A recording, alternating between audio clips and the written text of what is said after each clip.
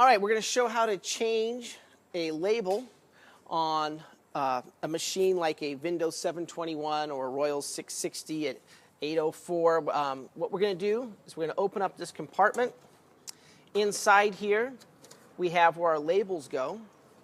And you see our label has a tab here that we fold back so that it's now the correct width for this. I'm going to take this thicker part that I folded over and I'm going to put that in first.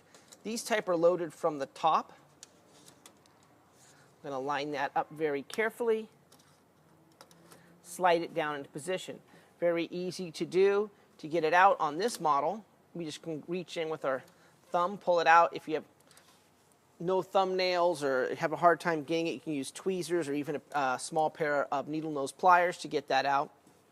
If for some reason you need to clean this or something's stuck, there are actually a number of nuts here attached to these bolts all the way up the side and at the top and bottom that you can remove and pull this whole metal plate out with all the label holders in it for your product labels.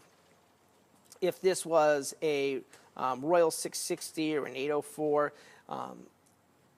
it would be just the panel this side that you would remove with a couple of bolts at the top and bottom and a catch on the side. So when using this type of label that's loaded from the top, the space for your label is a little narrower. So there's a tab here that is perforated. We're going to take that perforated tab, we're going to fold it over, and then we're going to take and just load this from the top. We put that thicker part, we fold it over in first.